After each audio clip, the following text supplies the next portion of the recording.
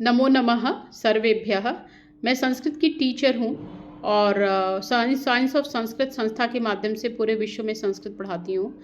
संस्कृत भाषा को लेकर मेरा ये मत है और ये मत स्पष्टतया वैज्ञानिक तरीके से सिद्ध भी किया जा चुका है कि संस्कृत भाषा के पूर्व भी भाषा थे, लेकिन महर्षि पाणिनि और कात्यायन और स्फोटायन और अदर व्याकरणविद को ये महसूस हुआ कि भाषा जो विद्यमान है उस समय की, उसमें सुधार करने की आवश्यकता है, उसको परिष्कृत करने की आवश्यकता है। तो संस्कृत भाषा के माध्यम से उन्होंने विद्यमान तथाकथित भाषाओं को परिष्कृत किया और परिष्कृत भाषा के माध्यम से इन्होंने ज्ञान और विज्ञान का प्रचार प्रसार किया।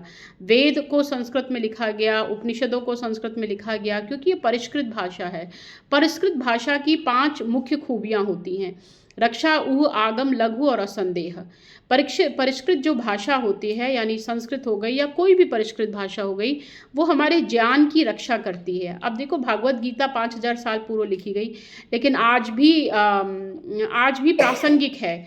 तो अन्य भाषाओं के माध्यम से जब हम ज्ञान का संरक्षण करते हैं तो उस ज्ञान में दीमक लगने की संभावना होती है। ज्ञान का परिष्कृत रूप सस्टेनेबल ग्रोथ के माध्यम से हम जनरेशन टू जनरेशन में ट्रांसफ़र नहीं कर सकते। तो ये यहाँ पर परिष्कृत भाषा की उपादेयता है। दूसरा परिष्कृत भाषा का सबसे बड़ा जो स्वरूप होता है वो होता है ऊह का। महर्षि भर्तृहरि ने कहा है कि यथास्थान उचित शब्द प्रयोगम ऊह। किस शब्द पे कहाँ पर किस शब्द का प्रयोग और किस स्वरूप में करना है, इसका ज्ञान हमें संस्कृत भाषा के माध्यम से, परिष्कृत भाषा के माध्यम से मिलता है। तो इसीलिए जो वर्तमान में भी अगर किसी ने संस्कृत का ग्रामर पढ़ लिया तो संस्कृत के ग्रामर पढ़ने के पश्चात वो 5000 पूर्व जो ग्रंथ लिखे गए हैं उसका भी अर्थान्वयन कर सकता है।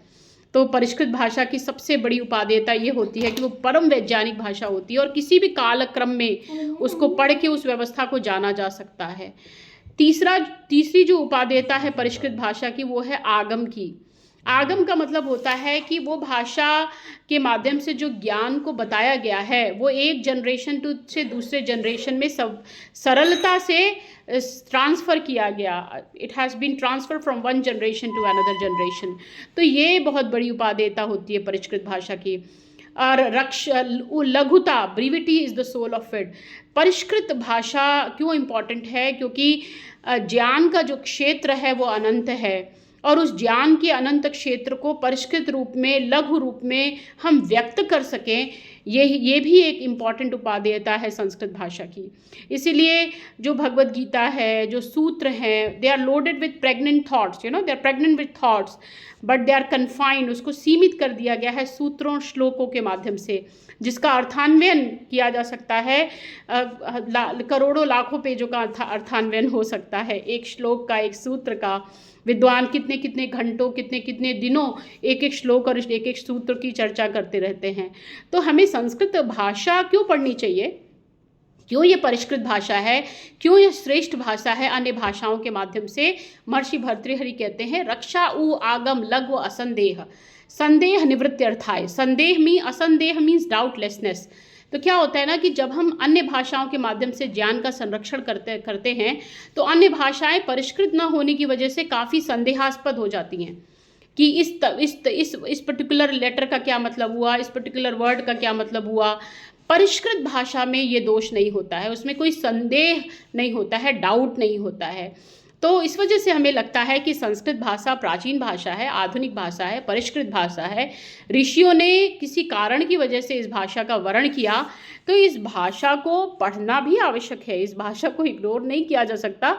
इसी वजह से जितने भी लोग हैं जो संस्कृत पढ़े बिना शास्त्रों को में घुसने की चेष्टा करते हैं, उनको किसी संस्कृतज्ञ के थ्रू ही शास्त्रों में प्रवेश मिलता है। वरना अगर वो स्ट्रेट अवे संस्कृत के श्लोकों को देखने की चेष्टा करते हैं तो संस्कृत भाषा उनको पृथक कर देती है। तो इस डिपेंडेंसी, इस आश्रितता से हम उबर सके, इस वजह से भी हमें संस्कृत का अध्ययन करना चाहिए। धन्यवाद।